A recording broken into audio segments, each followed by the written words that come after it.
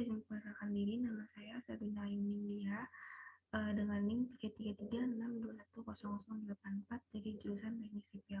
Pada kesempatan kali ini saya akan menjelaskan tentang materi elektrokimia yang merupakan bagian dari tugas mata kuliah kimia dasar. Langsung saja kita akan masuk ke dalam materi yang pertama, yaitu mengenai definisi elektrokimia. Elektrokimia ini merupakan ilmu yang mempelajari hubungan antara perubahan reaksi kimia dengan kerja listrik. Biasanya melibatkan sel elektrokimia yang menerapkan prinsip reaksi redoks dalam aplikasinya. Kemudian, sel elektrokimia merupakan sistem yang terdiri dari dua buah elektrode dan larutan elektrolit.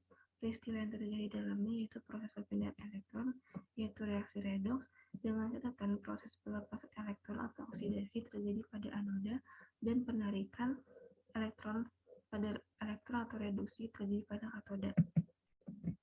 Kemudian di sini ada komponen sel elektrokimia.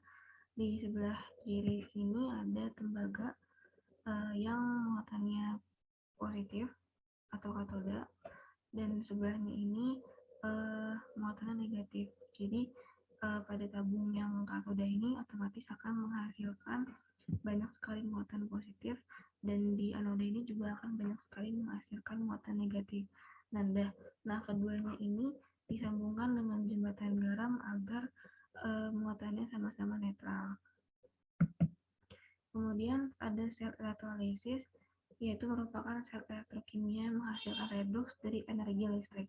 Katode ini merupakan tempat terjadinya reaksi reduksi, dan anoda merupakan tempat terjadinya reaksi oksidasi. Lalu reaksi-reaksi elektrolisis, yang pertama ada reaksi pada katode. Ion positifnya akan mengalami reduksi kecuali pada kation yang berasal dari logam 1A, 2A, dan Mn. Dalam larutan air tidak mengalami reduksi. Yang mengalami reduksi adalah H2O, yang reaksinya itu merupakan 2H2O plus 2 elektron yang bereaksi menjadi H2 plus 2OH-.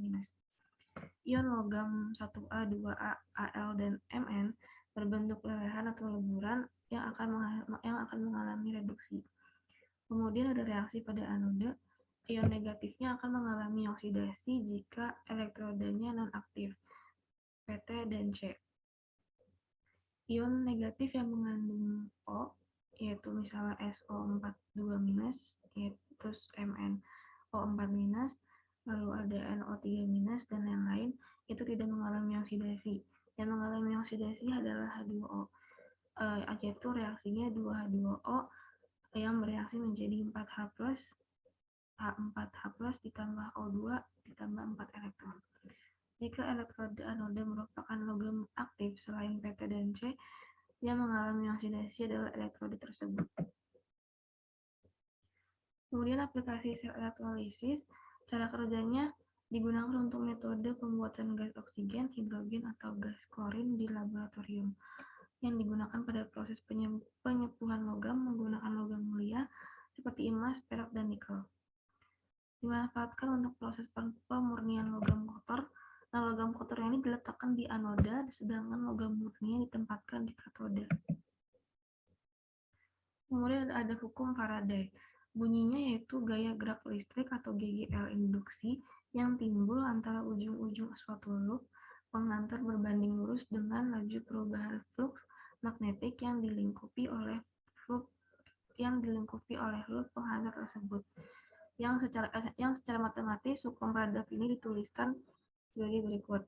Yang pertama ada S sebagai GGL induksi dengan satuan volt, kemudian ada N banyaknya lilitan kumparan, lalu ada perubahan flux magnetik dengan satuan Weber dan selang waktu dengan satuan second. Kemudian ada sel galvanik atau sel volta. Sel galvanik ini merupakan sel elektrokimia yang dapat menghasilkan energi listrik yang disebabkan oleh terjadinya reaksi redoks yang spontan. Contohnya yaitu adalah sel Daniell. Dalam gambar di samping, sel Daniell digunakan sebagai sumber listrik. Jika kedua elektrodanya dihubungkan dengan sirkuit luar, dihasilkan arus listrik yang dibuktikan dengan penyimpangan menyimpangnya jarum galvanometer yang dipasang pada rangkaian luar dari sel tersebut. Kemudian sel Daniell dan jembatan garam. Ketika sel Daniell yang digunakan sebagai sumber listrik maka akan terjadi perubahan dari Zn menjadi Zn2+ yang larut, yaitu misalnya Zn2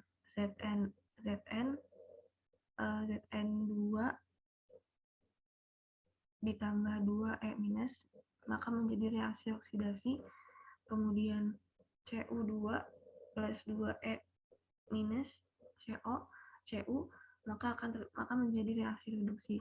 Dalam hal ini massa Zn mengalami pengurangan, sedangkan elektroda Cu bertambah massanya karena terjadinya pengendapan Cu dari Cu2+ mendalam larutan. Kemudian penentuan kutub positif dan negatif dalam sel Daniell. Ketika sel Daniell dihubungkan dengan galvanometer, terjadi arus elektron dari tembaga ke seng.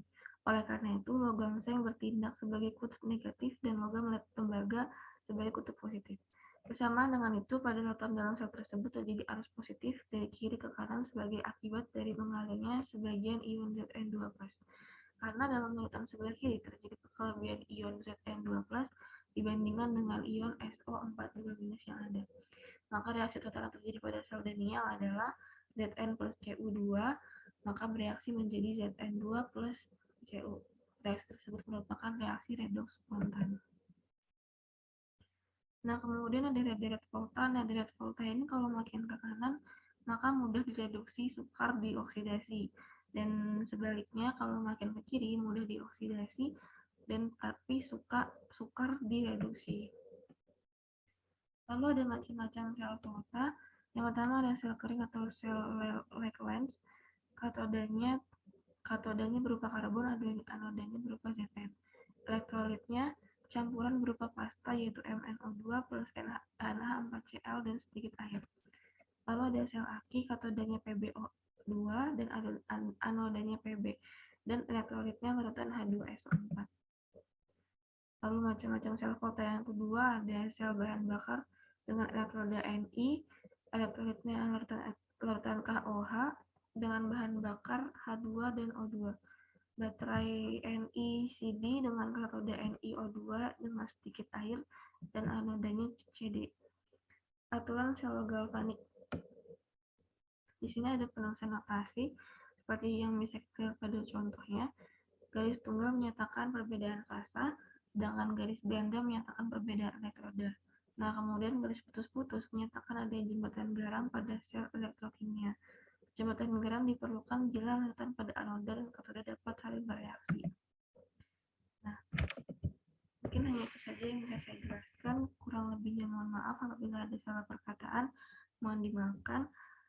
Cukup sekian, terima kasih. Wassalamualaikum warahmatullahi wabarakatuh.